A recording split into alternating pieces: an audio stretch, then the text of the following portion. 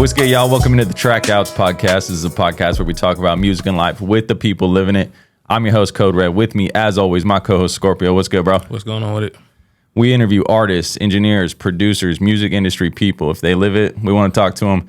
We drop every other Wednesday. Make sure you follow along so you can tap in when we drop. But we got a good one for you today. One of KC's dopest visual artists, for real. His work includes photography, art direction, graphic design, so many artists and brands. If your favorite artist or apparel is in KC, odds are this man shot it and it was dope as hell. Please welcome Garrett the Prince Spence. What's up, bro? Dude, thank you so much. You guys are the fucking sweetest. What an intro, too. Good Lord. I wish I could say I ad-libbed it, bro. I'm about to add that to my resume, and I'm like, oh, I do all this now? Sick. Just save my little soundbite and just I got you. I'm about to put the intro of all my videos now. That was my tag. That's your tag, dude. Photo tag. On me. They could just gas me up. Hell yeah. Does anybody have a photo tag, bro? Like A photo? I guess if you're like a graffiti artist, you have like your signature or whatever. Yeah. But like artists have signatures in general. A lot of my early reels I was doing for like videos, I'd like double tap the camera like on my head, but like I don't have like there's no like I guess like signature, but that'd be kind of the closest I feel like as like a visual tag, like seeing someone like do something. But What do you think about that? Because like painters will write their names on their shit. Like you never thought about throwing your signature on your pics or like. no, I mean like people do that for like I guess like more like watermarks to like be like, hey, like here's the photos before you buy them or whatever. Like, like what is it, like Getty Images or like that. I guess there's kind of that, but I guess more or less I feel like especially like a photographer's like signature would be kind of like either like how they edit or just like the whole I guess like style of the actual photo. Actually just be like smack dab in their name on it. But God, it already takes too long to edit. I can't put my tag on every single photo also. But damn, I didn't think about that. Hey man, be the first, you know what I'm saying? At some point they started producer tags, you know what I'm saying? Who was the first producer tag? That's a good question. That is a first good one question. I probably heard is what? I don't even know. That's because I don't even think Dr. Dre has one. I've heard somebody name drop him in a song, but I've never heard like, okay. I feel he don't need one because like every time Dr. Dre is even on a track with anybody, they're like, I got Dre in the studio. You know, like you gotta shout that out. Is it kind of like Pharrell's where it's like just like those three like the doom Yeah, he did. That is a three or signature four for whatever, sure. like, the harmony. He doesn't actually say like it's Pharrell on the beat. It's just like like you know if you hear like the ding ding ding ding then goes into it. Yeah, that's the for real sound. I mean, Let's take it back to the top though. Like we know you are like this amazing photographer, visual artist. Everything you do is just like jumps off the fucking screen. But like what first drew you into this? And like what specifically about music photography? What is it about music photography that you find it as a creative outlet for yourself? Man, it was kind of like a kind of an accident that I even fell into the camera like space. Like always been in like creative stuff. Mom used to put me in like art camps at like the Nelson when I was young. Like always kind of been in the space and went to school, got a degree in design arts and business and all that kind of fun stuff, and was doing like work out of college that like really wasn't in that space. And I was like, man, like it's a little hard to get into some of those like certain like graphic design fields at like firms and stuff. And I also really didn't want to go corporate. So I was just like needing an outlet to again flex the creative muscle. So one day I just started making like cover art just like for fun, like not for anybody. I was just like, I'm just gonna use my graphic skills and just the love for music that I've just cultivated over time. Parents playing music, got really into hip hop in college, just loving the scene like as a whole. Like again, I graduated high school, going into college around that like 2016 era when like all like the SoundCloud guys and just like that whole like new shift in music. So I was like, oh, this is so freaking cool. Like I gotta like kind of be in this. Even like my buddies, like again, you'll never hear of it because I was never recorded, but we used to like write like little raps in our dorm room and just like make little like posters and just like for fun. But then started doing the cover art and then was posting on Twitter. I did like a 100-day challenge. I was posting a new cover like every single day just for fun. That's hard. And it was around like I think day 2021. My boy Ease, he doesn't live here in the city anymore, but he used to do music here. He hit me up to do a cover for him. I was like, yeah, dude, sounds good. Did that, posted that, had some other people kind of hit me up for that scene through him. And then I don't know if you guys know the Nine to Never crew, Dylan, Jake, all those guys. They do a lot of stuff. I think it's at in the Lowest Fern. They just do music videos also. Dylan, I went to high school with, he hit me, was like, hey man, like you want to pop out to we're doing like a show with a bunch of artists that we've done music videos with. You want to come and take photos at that? I was like, oh, well, I haven't taken photos before, but like I still had a camera I had an internship back in college at the New Zoo Adventure Park. I would just take pictures of animals and like social media posts. So I had a camera kind of like on deck. It's still one of the ones I use today, my Canon EOS 60D. Like she's a trooper. She's got cracked screen, like not waterproof, but takes the water. Like she gets the job done every single time. But I just had that and was just kind of flicking that up. And one thing led to another, that show, then did another show at Vivor. I think it's how you say it, Vivor, over in on the Kansas side. Oh, Vivo? Vivo, thank you. Yeah. Vivo. And then met a bunch of guys there, like I think Ruhart was at that concert. Again, Ease was at that. I met a bunch of LA France. I met a bunch of guys like really early kind of in that scene. And then What year are we talking about? that would have been, well, August will be 3 years of like picking up the camera and doing this. So that would have been, late 2022 going to 2023 kind of ballpark. And just kind of like learning like the landscape. And I knew nothing about like the Casey scene. I barely even knew Casey had a scene. I was just doing the cover art because like, oh, it's kind of fun. And I knew some guys from high school, like Davin Smith, Ease, Nick Littlejohn. I went to school with him. So like seeing him like do some stuff. And I was like, oh, there is like, a little bit of a scene here. And I also used to live right behind oh man, what is that studio called over in Westport? Kai used to record there a lot. Westport Media Collective. Westport Media Collective. Yep. Right in the damn name that I just said. So I lived right behind there. And actually one of the first times that I was like, oh man, there really is a scene. I'm sitting on my balcony. My balcony faced the north side. So kind of that alleyway that's like right by where like they kind of hang out when they're not like recording. And I forget who it was. They had the car doors open. They're playing just a bunch of random music. I'm sitting on my balcony just kind of smoking. And then Phil Collins comes on. And I like Shazam it, and I was like, and I like did a little more research. I was like, oh, that song was fire. I was like, oh, this guy's from KC. I'm like, oh, this is a whole like thing. And then that kind of just like, long story short, kind of like dove into it. And eventually the camera kind of became the main thing. Still do cover art, obviously, whenever I can. Boom and boom. But but the photo thing really kind of took off, and I really just enjoyed like the whole kind of process of it. Never saw myself being a photographer, but like I love the editing. I love just like creating like a moment in a single shot that like, picture's worth 1,000 words, but like take that very literally, where it's like you look at this and like, what is it like saying to this person? How does it feel for this person? Like, it's just so fun. Yeah. It's so fun. And like watching even like myself like evolve through it, because I might be one of the most untechnical, like unknowledgeable like photographers out there. Like when you guys said ISO a second ago, I was like, ISO, okay, 100's dark and 1600's light. Okay, that's what they're trying to do. Like I just be clicking buttons and just like, oh, this looks right, cool. Okay, this feels right, cool. And then kind of rocking it with that. But yeah, so total accident. So you feel like what you saying that like not necessarily like being exactly technical with it. Do you feel like you're more just on feel? Like when you're it's so much on feel. It's just like I've always been a visual learner. So like especially just looking at the shot, I'm just like okay, like what's here? Like there'll be plenty of times in a session where like the model will just be sitting there, or whoever I'm working with, and like I'm kind of just like moving the camera around. I'm like, just give me a second. I'm trying to like kind of find like a sculptor trying to find like the image in the stone. They're like, it's there. I just now got to like remove and like make the picture come. It's like, okay, got to like move that down. Okay, this thing. Oh, that's cool. And then kind of just find it from there. Like, let me switch this up. Let me push this down. And then kind of find the shot. I know there's some certain things where I'm like, okay, I know 100 when I'm inside, 600 when I'm outside, vice versa.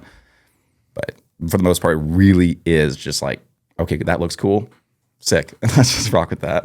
So looking back at those first few gigs that you had when, 3 years ago, when you were first picking up the camera, like looking back on those shoots now, like would you say you've grown crazy, or like you had like just nailed it from the first time? I wish I still had some of the raws from some of those early shoots, because I would just, for my own like sanity, I would go back and like edit some of those different, because some of them were just like, I'm like, what was I doing? But at the time I'm like, this cooks. Like, oh my God, they're gonna eat this up. Like, oh I can't believe I did this. Now I'm like, I can't believe I did that. Like, but again, I love being able to say that, because then it showed like there's a level of growth, and like there's always like certain like, I wouldn't say canon events, but certain moments where it's like, ooh, I just feel like I kind of leveled up a little bit. Or it's like, ooh, I just kind of learned that. Oh, that's going to take now this direction. And that just comes from sheerly shooting so goddamn much. Like it was, I think that first like year and a half, like I don't think I said no to anything. I was doing almost everything for free. It was just like work. Yeah. 5 shoots, 2 days if needed, like just like all the time, like pushing work this way. Like luckily my job that I have is very flexible, but it'd be like, oh, I got to shoot in the morning. I'll do that work at night, or I'll, just whatever had to be done. I was like, I just want the reps, like the 10,000 hours as quick as possible. Yeah. Because also, like, what else am I going to do? Like, I'm not going to just got nothing else I going feel like on. any like skill, like whether it's going to be photography or like producing, you almost have to start doing it for free. Like you have the ones that you really want, especially too.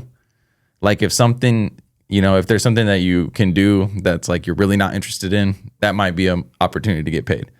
But if it's something that can offer you growth and like is an opportunity, if you're just starting out, I know it sounds crazy, but you got to do shit for free. No, that's facts. Yeah. You have to. Even like I was actually one of like my mom was like with me on that when I told her. I was like, here's like my game plan. I'm just gonna do whatever. If they want to pay me, if I say something cool, but like I'm not gonna turn like anything down. I'm just gonna do as much as I can, because again, there's plenty of times where I've like did a shoot that was like a favor for somebody, and then it led to being in a room with somebody else, or then maybe that shoot got posted, and then 2 people that saw that then hit me up to then book something, and kind of like spider whipped it that way. And I also knew very early that I was like, I can't just go up to someone and be like, hey, pay me $400 for the shoot, or pay me this and that for whatever it is, and have nothing to show for it. It's like, how are they going to trust that I can do what I do without, oh, hey, here's the resume, here's the photos, do what you want with them. Here's like the proof. I can now like stand comfortable with it. Like, all right, my value is worth this, or vice versa. So.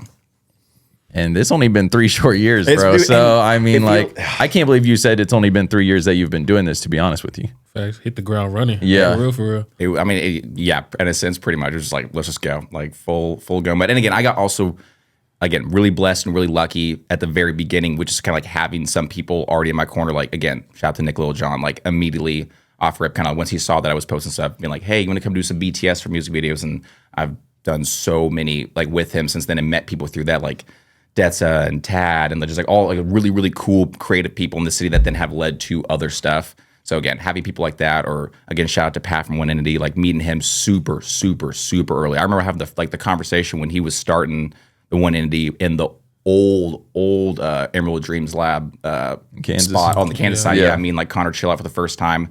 And that was like not even like a month into it. He just saw like me post and was like, hey, I like that you're just doing this, like, to show, like, spotlight for the community. And then through that, then met, because we were doing the interviews at the time, and met people like shout out Steph Up, Sky Cali, Unique 16, which is a lot of cool people. Like, that's where I met Tuga and Kiwi, RIP, like for the first time. And then did a lot of stuff with like at the studio with you and him. Like, so yeah, just being there and saying yes and able to do it, like really, really helped like a quick like mini spread, at least for like the city to kind of be in a couple like more rooms than it probably would have taken if I was just kind of a shoot here, a shoot there, a cover there, like So you do what you doing, covers, brand shoots. I seen recently you did a maternity shoot.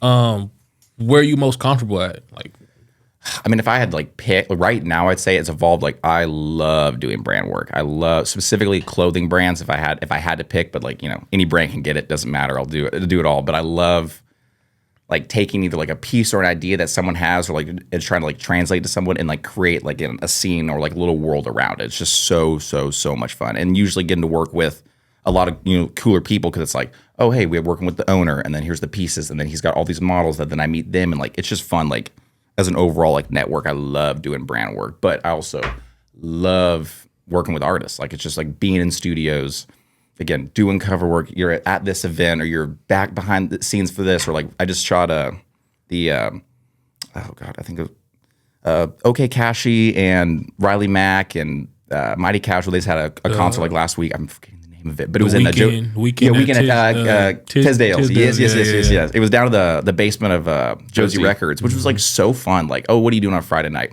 Going to a basement concert, like in a record store, like downtown, like just like that kind of stuff is just like so cool to me. So I love being in that scene, regardless of, if it's South by Southwest or in the basement of a record store in the middle of nowhere. Like, it's just that kind of stuff is just like super fun to me. Like, all those moments are like the same level of just like, oh, this is so fun, this is so sick. Yeah. So but obviously the stuff like the weddings, the maternity shoots, the family photos, those pay the bills a little bit better. But so you got to do those, but that brand work, the artists, like that kind of stuff, like that's the end goal. Doing that 24/7 would be the dream. So talk to us about your creativity behind the camera. Like, do you prefer when a client, a brand, or an artist comes to you and they're like, this is my idea, like, how can we do this? Or do you like when they come to you and they're like, what do you think we should do?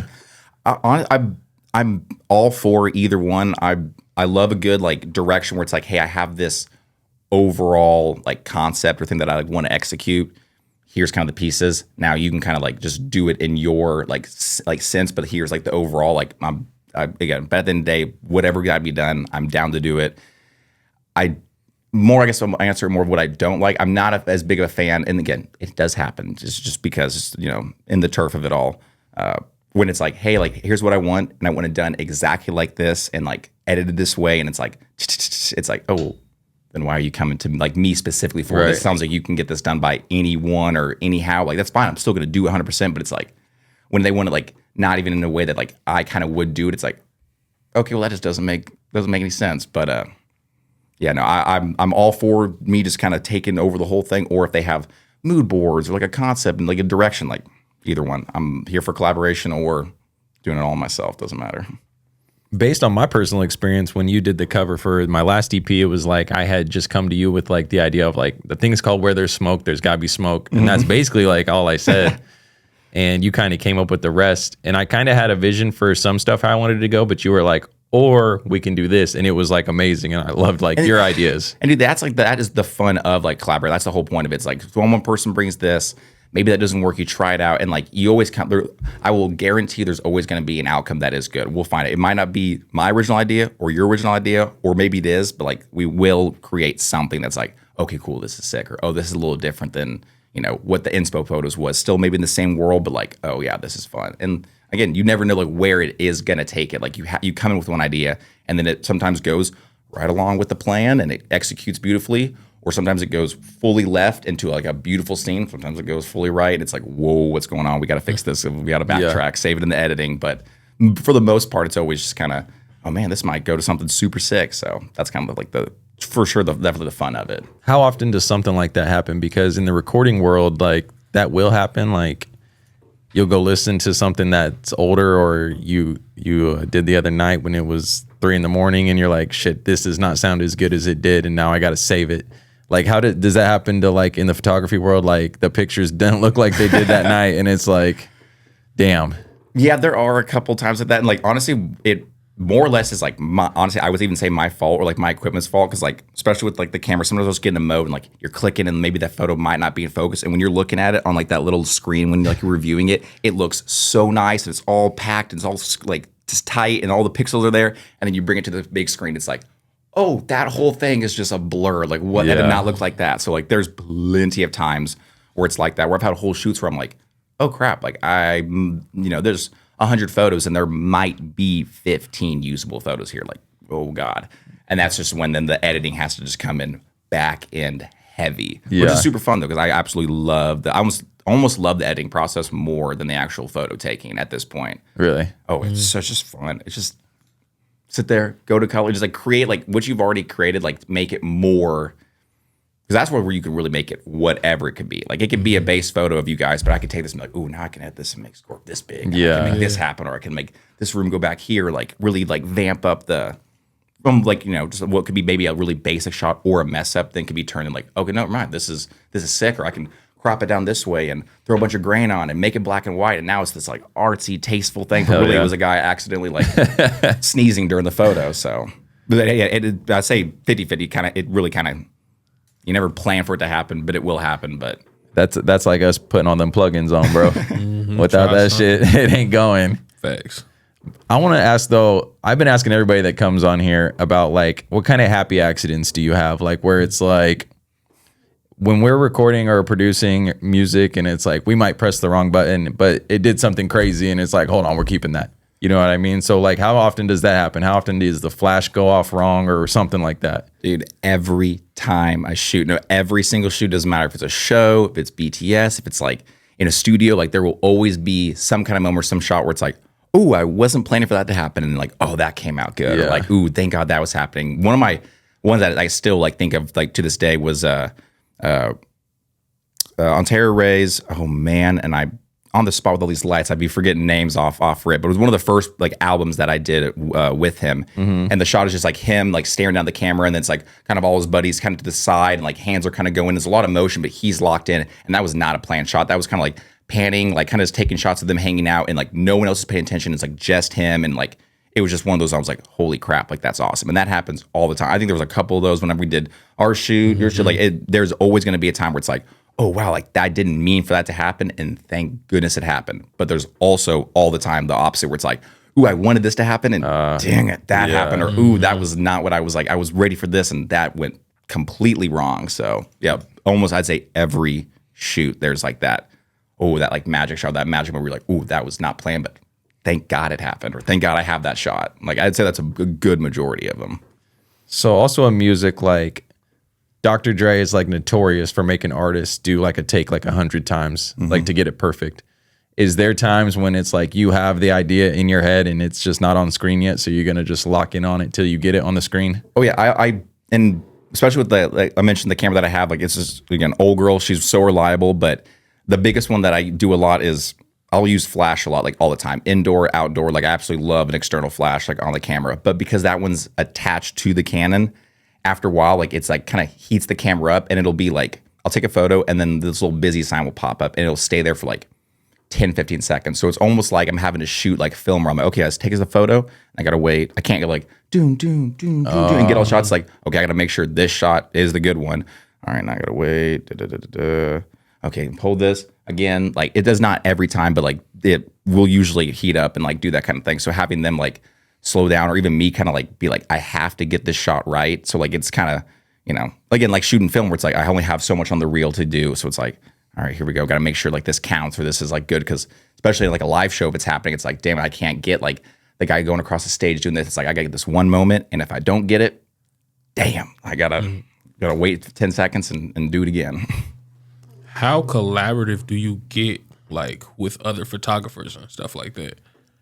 I absolutely I love working with other photographers. That my first like year or two, like I had to have a couple like ego deaths where I was like, oh man, like I'm the best in the city. Like I'm so good. Like I had to have that chip like on my shoulder to kind of help that grind. I was like, I don't want to work with nobody. Like I don't want anyone to like bite this, or I don't want to seem like I'm taken from somebody. Like I was weirdly like bullheaded and like with like working or supporting other photographers. And then like meeting people like shout out Twizzle, doing stuff with Quasar Park, just working with other people who also were in that same like mindset of goal and just like love your work and you love theirs. Like I was like, what am I doing? Like everyone can eat here. Like why am I have to be so like I'm gonna do this by myself? And it's, I don't know, it's so much more fun getting to like work with others. So I love collaborating when I can. It's all these photographers in the city are so busy and so good, so it gets a little difficult sometimes to link up for some stuff. But I think it's super fun, because I think everybody that at least I'm a big fan of or work with like all kind of has their own little like personal niche, their own personal style. So when you get to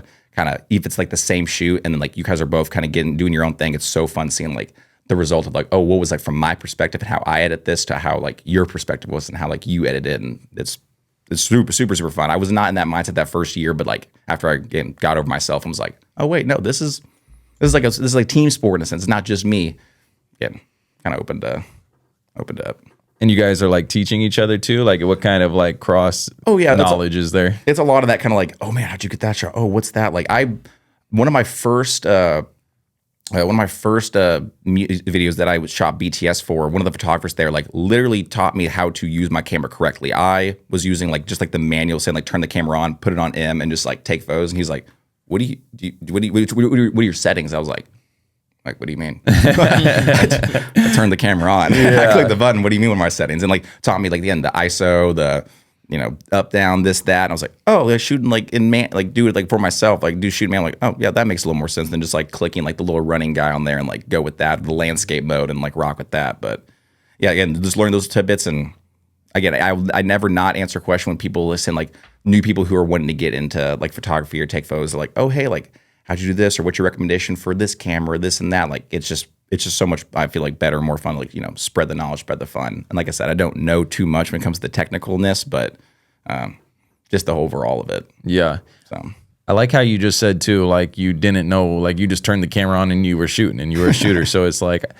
I feel like that's how everybody starts at what they're doing that they like to do. You know what I mean? Like with beats, we didn't know what we were doing. We just started making beats on the computer. Like we didn't like know how to do it, but we just did it. So it did it. Does that make sense? Like we heard some sounds in there. Yeah. Put them together. We didn't know if we were doing it right. But it sound cool. Yeah. And then we turned it into something else. Yeah. And then until you meet people like you're saying that can just give you one tip and it just is like, oh, okay. Like adds to it. Yeah, that's 100% just like the seeing, like, ooh, like, I don't know if you guys know Gunnar Stahl. He's a really, really famous photographer down in like the Atlanta scene. He shot Playboy Cardi's self-titled tape, done a bunch of stuff for Ooze. Like he's just in that scene.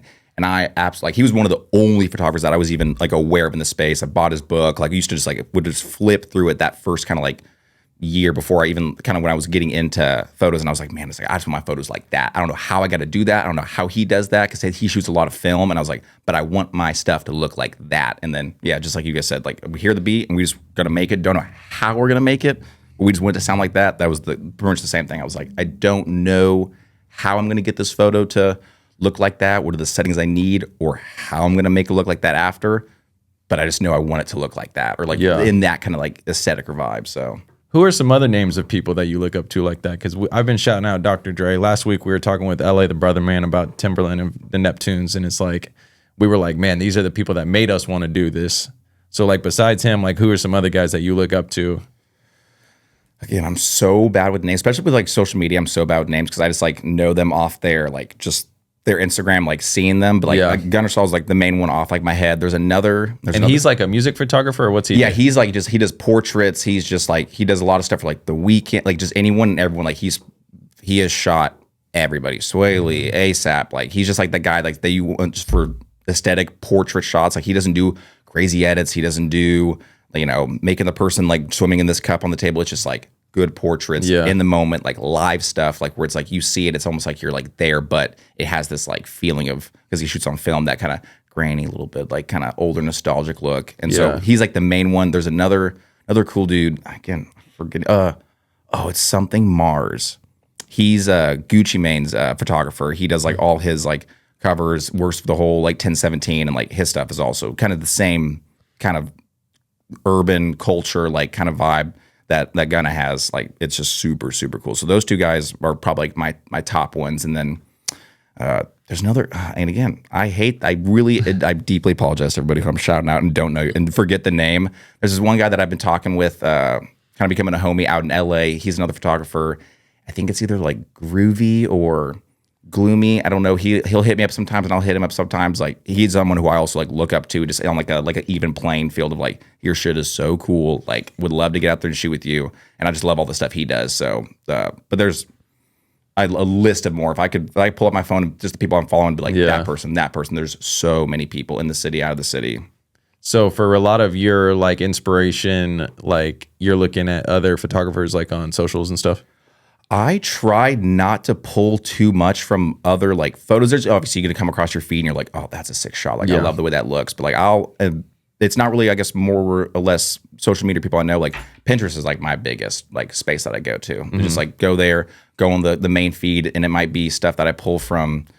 It might be a quick cut from like a movie scene, or it might be old comic book or an old this or that. Like seeing stuff on Pinterest, someone's tattoos might be like, oh, that's a cool idea because that person's doing this or whatever it is.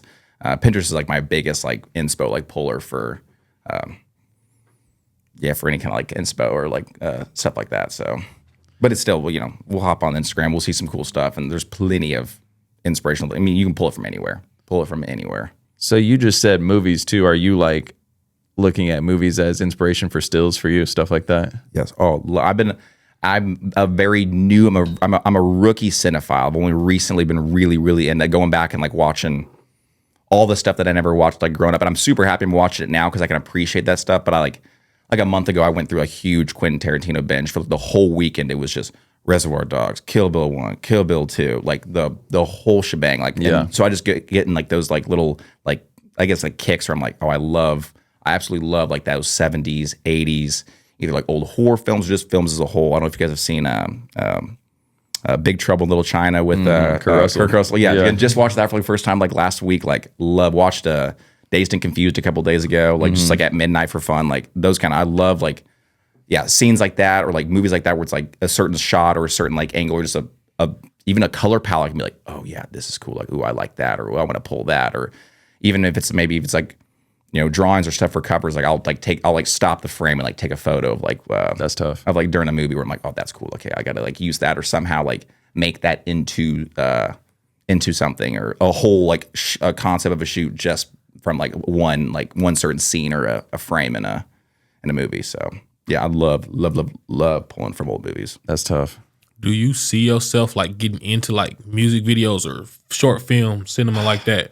I love the whole like concept of it. Right now, the only thing holding me back is the editing process of it. I don't know, and I would love to learn, but just with being still kind of so new in the photography space, like still trying to like really master that whole scene and like learn what I got to learn from that. But I would love to do videos. I would love to do films. I like the idea of directing stuff more than actually like doing the shooting and the editing. Like, have cool ideas, or I like the idea of being like, okay, like you do this, or make sure you come this way. This is like the idea of the scene, but then not have to actually do all right, let me do the shot, or let me get like this angle here, and then like have to make sure we can do this kind of edit after. Like that part I would 100% do. But right now, again, the main focus has just been so much of the photos, but I do know I do have to adapt with just the scene, the times, and sometimes for certain like either brands or stuff, like photos isn't enough. Like I'm gonna have to like just kind of know how to rock out on video eventually. So hey everyone, Code Red here. If you like the way this podcast looks and sounds, it's filmed on location at Code Red Productions.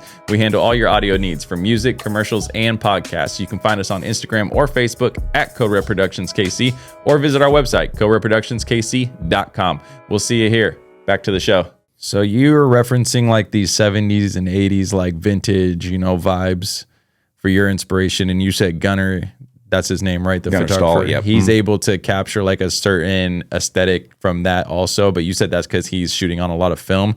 Do you shoot with film, and like what's the difference between, is it film and digital, is the two formats? So like what's the difference you're like and don't like? I have never shot on film. I have a couple film cameras. I just have it's such a process of like, you got to get the film, you put it in there, you do this, you got to get it all made. It's a little more expensive because I'd say it's definitely more like for like the love of doing it and like the niche of it. So right. I just sadly have not got around to doing it. But it's one of those like, because then you would need like a dark room and all that too, right? Yeah, or like, you want to do it personally. Oh, for sure. But like there's like places like in KC you can go and like get your film developed, right, or sometimes even like some people who will just they just know how to do at home remedies to be able to do it. But I guess I'm a lazy man. I have not got around to. Well, I guess if you enjoy the editing part more, I don't know how much editing you do. With film compared to digital's obviously just I got it right here. But like, how much editing do people do on film? I feel like with the film, it's a lot more just like how it comes out is like how it is, because like usually when they're shooting on like film, it might be a certain like roll that either is like a black and white roll or has a certain like saturation kind of to it, and you can obviously always, once you get them, like can drop in Lightroom and make them tweak them how you want to more. But I think most of the time, like just like the stock kind of feel like when you get like a disposable, like what kind of looks like there is sometimes kind of my end goal when I am editing like the digital ones to kind of make them look a little bit more like they were done on that, but with a more, I don't know, like I don't want to say cleaner, but just like a 2025. Yeah, a little more like, oh, I can tell that's that's newer, but it gives this kind of feeling or look that it was maybe a little bit ago. Yeah. I feel like the way you kind of do that sometimes is like your color, like it's so like dramatic, but it's not like overdone. Like, what's your thought process when you're like editing with the colors and stuff like that? Because I feel like the colors always jump off the picture, but it's never like overdone. That kind of comes from the sheer reps and like doing so much early, and kind of honestly like just thinking about how I used to edit, which was like, let me just slide the saturation bar over here. Let me just move the contrast bar over here. Like knowing like, ooh, that like after like, I don't know, just really just referencing my old work being like, ooh, like that was like a little much. Like, and there's just like, I don't know if I just hold like my like certain editing to like a standard of like how I like personally want it to look, but I'm like, ooh, I'm not a fan of that. So I just need to like kind of tone it down and maybe bring it up somewhere else that like, instead of making the, take a picture of you, like instead of like knocking up the saturation on your hat to make the blue super crazy, maybe I'll knock the background down a little softer, like maybe like make the shirt like pop a little more to then help complement that color to make it, do its thing, instead of just directly be like, hard that, 100 on that, we're good to go, and it looks crazy. So let me get your thoughts on like a run and gun shoot, because I know like you do a lot of those. I don't know like how intentional that is, but maybe somebody books with you and they're like, I don't have an idea. So you're like, let's just go shoot. Oh yeah. So what's the approach like versus studio session versus like a run and gun session, like out in the streets, and like where you get inspiration for that kind of stuff? Run and gun is, it really is like it feels like you kind of like black out when you're doing it. It's just like, especially when someone comes, like most of them are like kind of like birthday shoots are a huge one where it's like usually having to use that run and gun style where they're like, hey, I got a good outfit and I want photos done this day.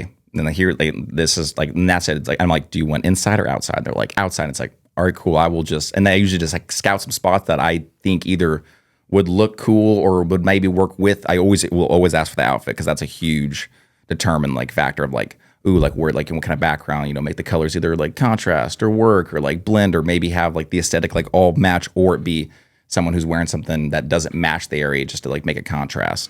And then pop out to the place and just kind of just let it kind of do its thing. Like there's no, again, come with maybe, you know, some the inspo pics, some stuff like for more poses. But once you kind of get like, especially with run and guns kind of shoots, once you're kind of get shooting that first 10, 15 minutes, you kind of feel a little bit of a groove where it's like, okay, like that kind of shot kind of worked. Ooh, like let's say we're in this little spot here, get these, or oh, hey, how about you crouch down, do this, and kind of like the rest of it kind of usually flows pretty well once you're like in the space or in the groove, or like you get that just that one first shot and you show them and they're like, oh, that's sick, and they're feeling themselves, and then everything kind of just like blends from there. But it's not as much, in my opinion, prep work. And honestly, I don't do as much prep work with it as compared to a studio shoot, because there's just no need to deal with the stress of over prepping, because who knows, you might plan for this location with this weather and then you get there and, you know, maybe the car you were going to shoot in front of is now gone and it's raining, and like, so going into a prep of like, ooh, this is what I want here, like it's not, I wouldn't say it's even worth at least in my opinion. It's just like get there, rock it out, make some unexpected magic, and go from there. But you say you do like scout spots. I do, yeah. That's probably about the only like real big prep, besides, you know, a couple Pinterest, Googles, look up a couple little poses, stuff like that to kind of help create a base. Yeah. But yeah, no, scouting, that's like, that's another thing I underratedly love doing. I love just driving around, especially in the city, like finding areas that aren't like, oh, hey, I want to go shoot at Scout Point, or I want to go shoot in front of Union Station, or I want to, like, it's just like the stuff that like where everyone's at. It's like, it's so fun. Like, oh, let's go down like this road that we haven't been, or oh, here's that like the weird little nook with that graffiti right there, and that building's kind of falling down. Like, I love finding like beauty in the mundane, and just like the everyday kind of middle of America kind of like look where someone's like, oh, that's just a rusty silo next to a train track. It's like, yeah, but if you get at this angle at this time at the sunset, and you know, the trains come by with this graffiti, it's like, oh, that looks sick when they're in all white, and just, you know, taking what would be just like your normal commute, being like, oh, but that's sick, or that wall and that building's cool, and like kind of.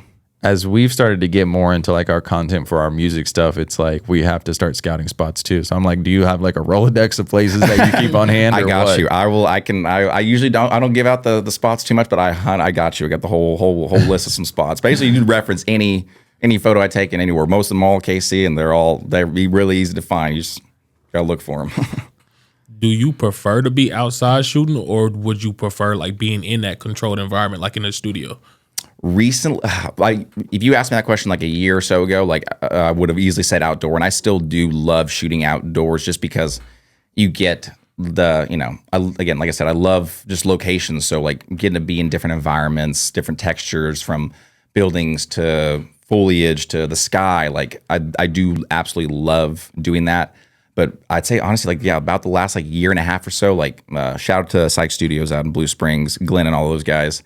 I love shooting in the studio. Like it's become super fun just like doing like editorial stuff, like kind of, again, adding to the what am I trying to say? The bat belt, the different like little tools I got, learning how to do lighting, you know the right angles for that, because it's a lot, since it's all controlled. I'm not relying on, oh, the sun's just kind of do its thing and I'll kind of go where the sun's at, or I'll, you know, angle myself based off of how the wind's blowing. When it's in the studio, it's like, whatever I do has to be intentional and it's done. Like the reason this light's here is to create this, or the reason that light is turned off there, or the person's at this angle or use this color backdrop. It's like it's intentional. It's kind of like the difference between like an animated movie or like a real person movie. If that I don't think that's the right way of saying that, but anything you see in an animated movie, if you see it, it's there because they put it in there. So it has some kind of intention, some kind of meaning. Why on a, when it's just like live people, they can get away with like, maybe they're just aiming this way and like, it's okay that door's open or that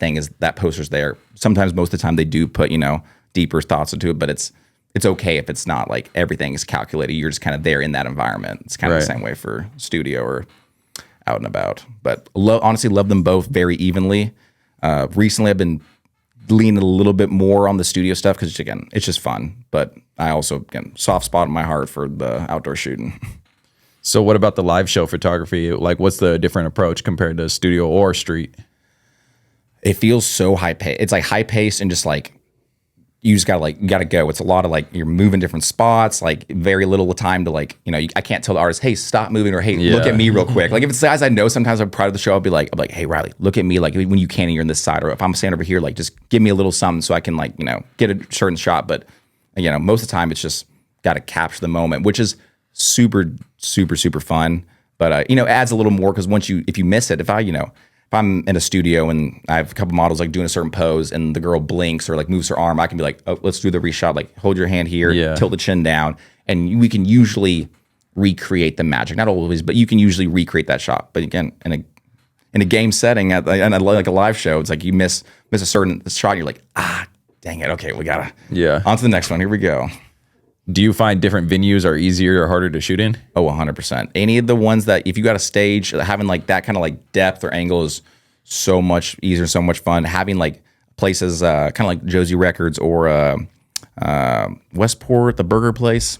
Oh, the flea market? Yeah, flea market. Yeah. That space they have in the back. Or does that have a little bit of stage? I don't know. It's like a 2-foot stage. It's like a 2-foot stage. Yeah. Anytime it's like really like flat, especially with a crowd, it's a little harder. And especially being like, for the viewers, I'm 6'6". I'm a tall man. I'm gonna cover you when I'm the photographer standing in front and I'm blocking like the crowd. So like having to be mindful of the crowd and like myself and like also just be, I don't know, you can't get as much like I say fun angles and different stuff. You still, you make it work how you can, but I definitely prefer, certain venues over the others make it a lot easier. Like, shooting at Truman is not just because it's a bigger place, but just like, having that stage, having that kind of layout's a lot more fun than, not fun, but just like easier than shooting at like a place like Howdy where it's just like flat. It's super cool and you can get some really fun shots being in these different spaces. But if I'm picking, I prefer a little more of a stage that creates like more of a scene, just a little easier to shoot.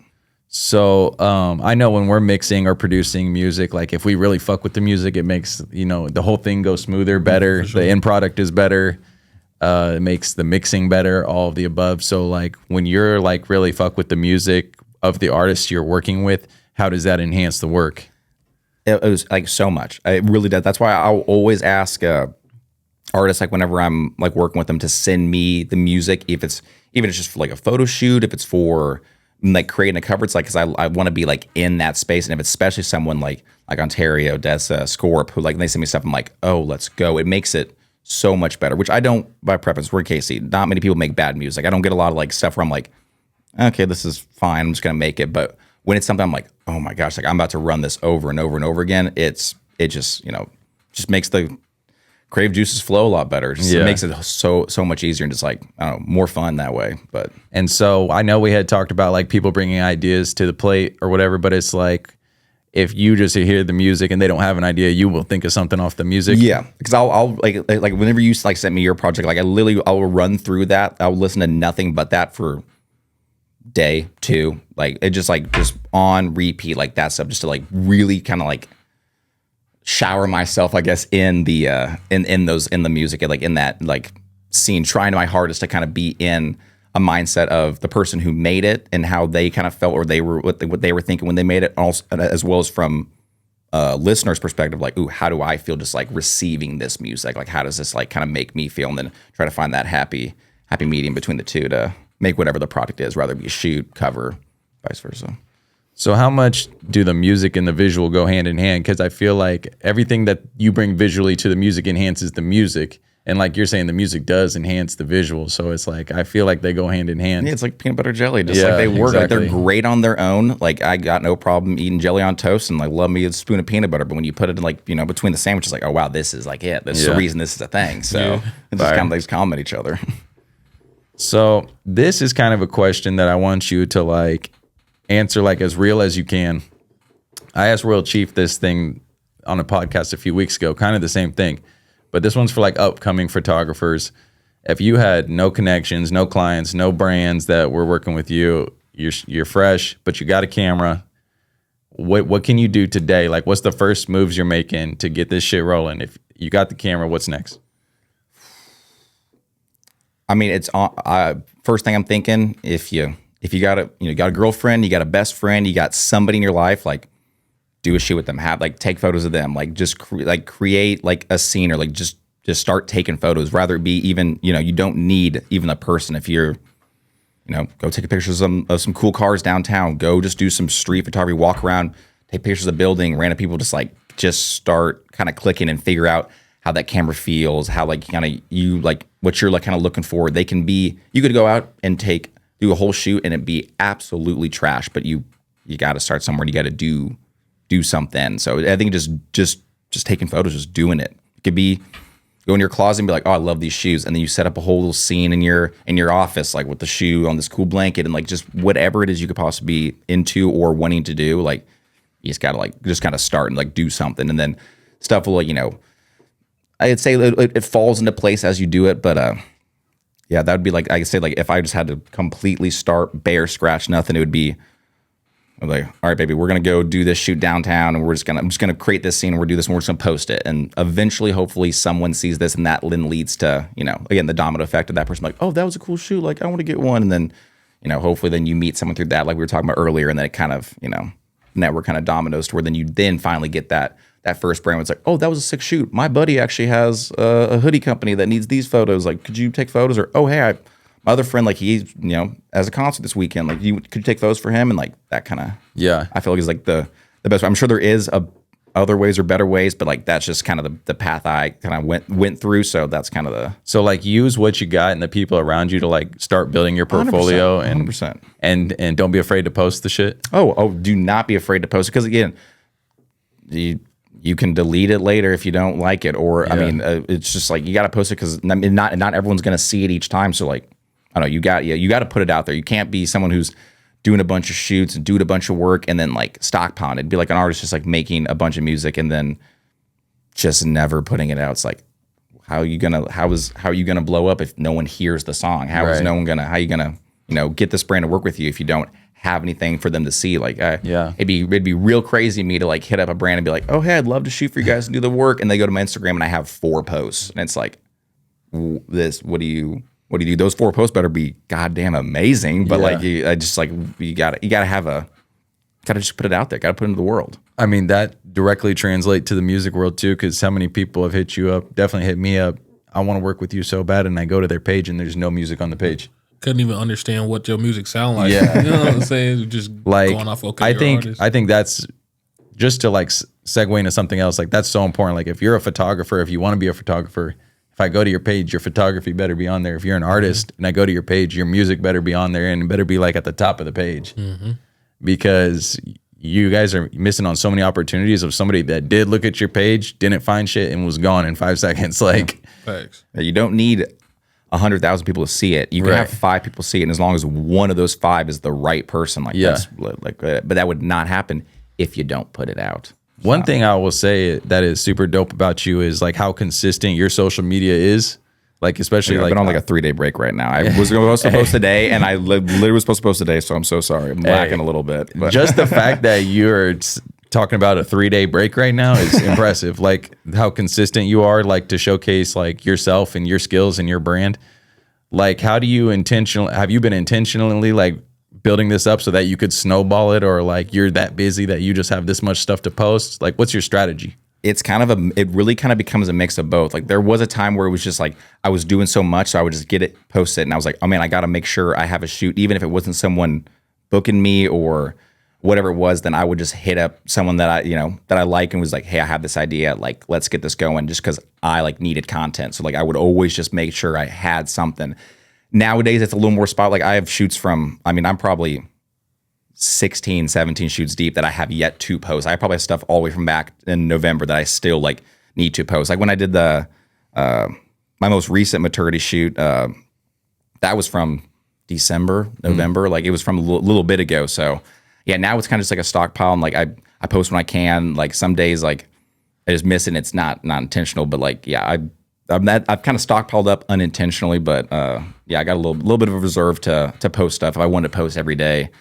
And I just like also don't want to let myself like run out. If I do like don't have any shoots to post, then I'll go on a graffiti hunt and take photos of graffiti I see in the street, or I'll grab some shoes and do a photo there. Like I'll always try to have something to post. I can't go a full week of just like silence. I mean, like, there are hundreds of thousands of millions of people who are doing the same thing, posting the same all the time. Like it's like that's who you're competing with. So it's like at the minimum, even if you don't think, oh, I'm gonna be able to post as good as someone like Gunnar Stahl or just like whoever it is, like you gotta at least post it. You gotta be at least putting it out there, like keeping your tag, your face like fresh in someone's head. Like I was like, man, I want when someone logs onto their like Instagram or Facebook, oh, there's like a post by me, or oh, there's someone else is posting, oh, look, I'm tagged, that's a photo by me. Like just always being like seen.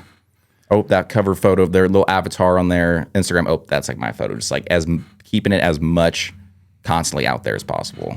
And how many of your clients are you pulling off social media? Because I would say for me, it's like 99%. 99%, pushing almost 100%. I would say it's just all from social media, DMs. Right now, my website is in construction. I'm almost done it's such a process having to pull from like old hard drives and move this photo here from like 2013 that I thought and like just rebuild the website. But it's all pretty much like DMs or word of mouth or like a text from someone here and there. But 99% I'd say is social media.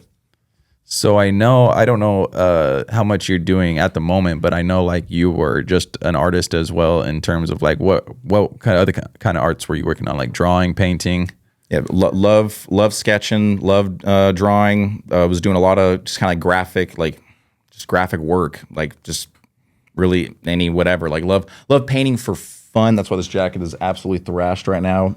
From just paint. I don't like posting like my painting stuff. That's just got to have something, I guess, for myself. What we do, the creative space, I love this so much, and I would be doing this even if it wasn't a job. But because it's kind of starting to become the job, I've had to find other little outlets of just like kind of like me time, I guess, or like my kind of creative flex. But I mean, any and all, I really absolutely love it. It's all great. I feel like creatives struggle sometimes with trying to find like something for themselves. You know what I mean? I feel like a lot of the time I don't have nothing for myself that I do like art wise for fun. You know what I mean? Like I might consume art for fun, but I don't like create for fun. I feel like I feel like even when I'm getting paid to create, that's like my fun. You know what I mean? Like, but I don't know. What do you think? You got like creative stuff you do outside that you do for fun only?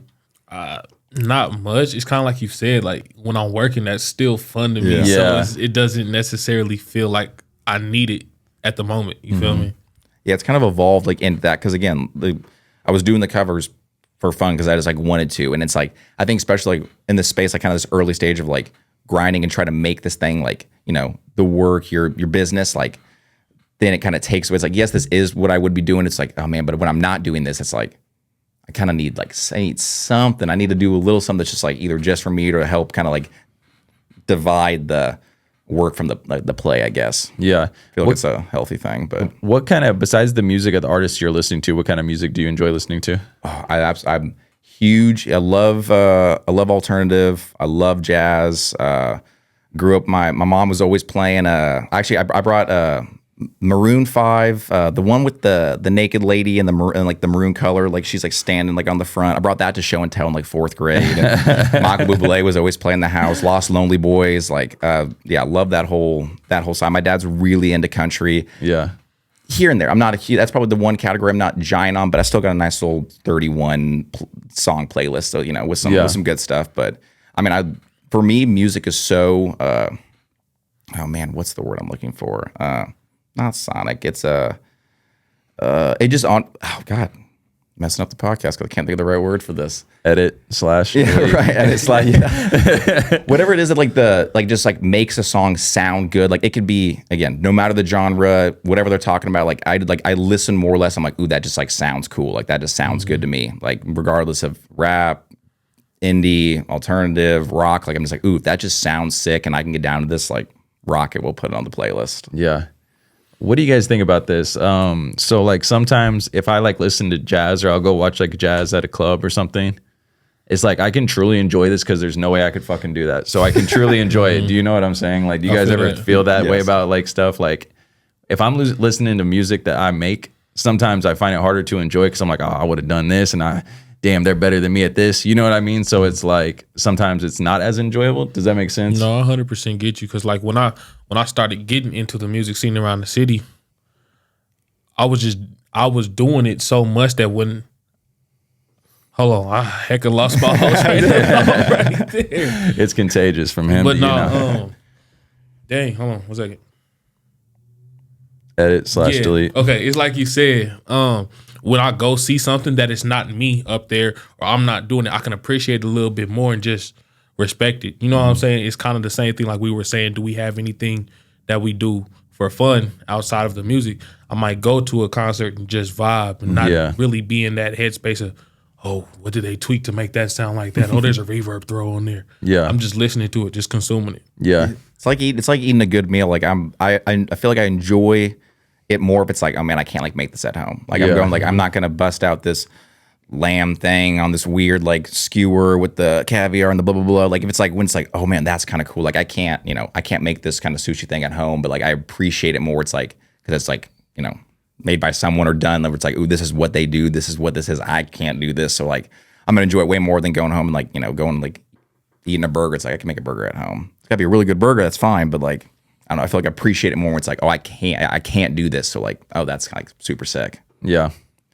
So this can be broad, big picture. What are some like goals you're working towards maybe in the next 6 months, maybe in the next year? Anything you can share about what you got coming up?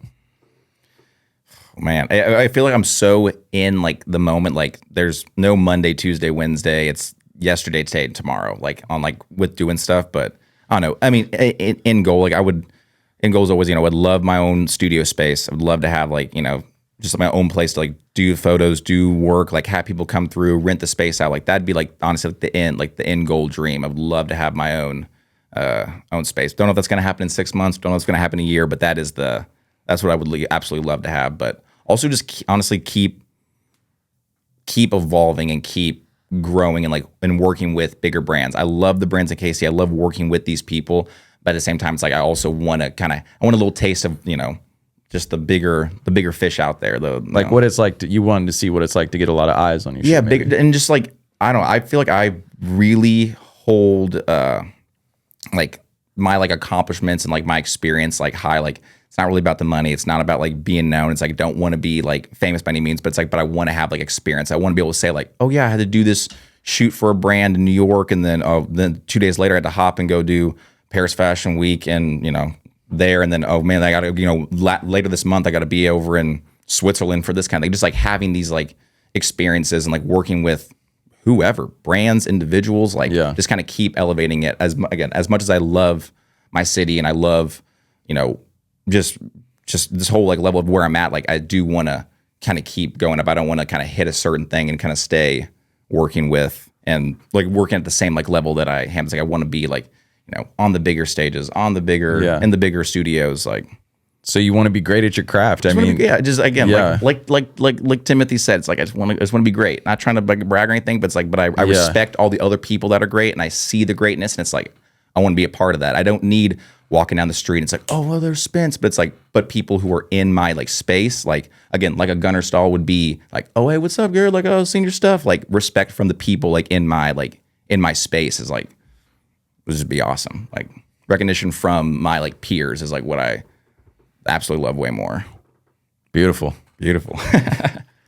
Listen, yo, you got anything else? Yep, I got one thing I wanted to ask. Okay, so on the topic of like album covers, photos too, what are some of the most iconic album covers that we've seen?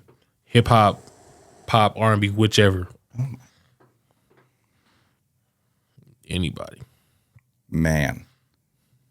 Off rip, the first one that I think of is To Pimp a Butterfly. It's like the first one I think of. That black and white, the White House in the back, the whole crew. Like that is such a that's like one of the first ones that comes into my head. Or oh man. Damn, I might have to do some references here. I'm off the top of my head, not thinking. What you thinking? I'm thinking Damn from Kendrick Lamar. I feel like that cover was just it wasn't too much being going on, but it just made a statement. Abbey Road, the Beatles. I feel like that's iconic. You see that picture, then walk across the street. It's like, okay, it's fire for sure. Thriller, Michael Jackson. Oh yeah, He had some good. You're going through stealing all the good ones. My goodness, dude, for real. Everybody was copying that swag, just laying there chilling. Drip or Drown too. Gunna when they was in the water, like under. Oh, and he was water. like in like the little like with the umbrella. Which is the is it Long Live ASAP? The one where it's like kind of part of his face, then part of like it's like has like part of Yam's face. Like that's so sick. Like stuff like that, so sick. I'm trying to think of another one. Yeah, honestly, I would say this is like iconic, but like any of Uzi's like early albums, like in like the old like Love Is Rage, like he's like reaching to the painting of the girl, and she's like, or he's on stage and she's reaching for him, or that side like what's that like animated side shot of like the silhouette. That's again another one that people have like used so many times of like just kind of remocking that up. But yeah, that kind of stuff. I'm trying to think of some more, but there's honestly too many. Like you can go back to, I would say half of Bob Dylan's albums are iconic covers. Half of the Beatles ones are iconic covers. Like you can go for any of those old like Queen covers. Like there's so many good ones. There's so many. And I love talking about record stores earlier. I love just like going into record stores and like just like sifting through, taking photos of ones and like using stuff like inspo like that. Cause there's some that people have never seen that's like, whoa, that's hard. Like that's so sick. I thought we was about to wrap up the pod, but now I got more questions. So like, also Frank Ocean's Blonde, another great one. How is cover art more important now than it used to be? I mean, because if you're saying like you go to the record store and you're flipping through and you're just looking at these dope ass covers, like that's how it was shopping back then. Now it's, right on the IG, right when the music drops. So it's like, is the cover more important, as important, less important than it used to be? I mean, asking you might gas it up and say more important. I'm trying to shoot a cover. You know what I'm saying? But what do you think? I might gas up and say a little bit more. I mean, it's kind of like you could look at it the same way as like a book with like, people to a degree, if you've never heard the music or you don't know it, like a lot of people might pick up your project or pick up an album strictly just how it looks. If it looks enticing to them, if the person looks cool, if the colors are crazy, if the artwork is just abstractly cool, like that might be the reason. But then be like, yeah, I'm going to grab this or I'm going to get this. I did it with, I don't know if you guys know, oh my gosh, if I could just remember names, it'd be great. I think it's Undead Mortal Orchestra. It's like off the, I think it's either V or 5 is the name of the cover, but it has like this jaguar on and this like kid in the woods. And I was just going through that's one of my favorite albums of the last like 2 years, but I only found it because I was like, oh, that's a sick cover. And I like the way that looks. I'll just grab that. Like, why not? So I feel like it does have a certain level of importance, but then I don't know, at the same time, you grabbed that at the record store? Yeah, I got the record store because I was like, oh, cool. Like that just looks sick. I'll take a chance on this. But I mean, I don't know. You could also, there's plenty of covers that are just black covers, or like you like Cardi's newest stuff, just I Am Music on. It's like, it's not like inherently super duper like cool, but I mean, I think it really just depends. But so like if I'm going record shopping, I definitely have bought many records just off the cover. Shit I've never heard of for sure.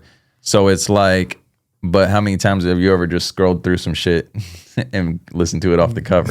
That ever happened? Yeah, off the for cover. Sure. I definitely think so. Yeah, especially if I'm in like the like the what is it, like the Apple like homepage thing where like it's like, oh, here's what's new, and like obviously if I don't know the person, but I'm like, oh, well, that looks kind of sick. Like I will like click on it just to kind of see. Like I really, I mean, like I said, I'm a visual person, learner, all that. Like I will say unbiasedly, being someone who makes the covers, I do think it is fairly important to grab that, because I mean, more or less, actually, I'd say it's more important just to make it like not have a.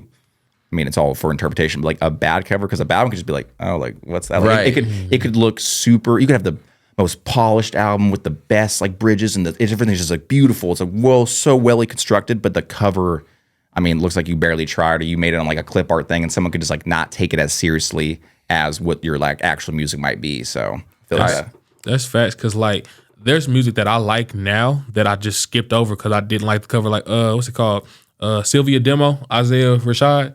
Oh, the brown cover. I'm like, bro, it don't look like nothing, but the album is crazy. Like, whoa, yeah. So yeah, that's like a flip of your previous question. Like, what's some great cover? What is some cover arts that have ruined the music? Is that a thing? Like, I know you just gave an example, but like anything like big. Donda.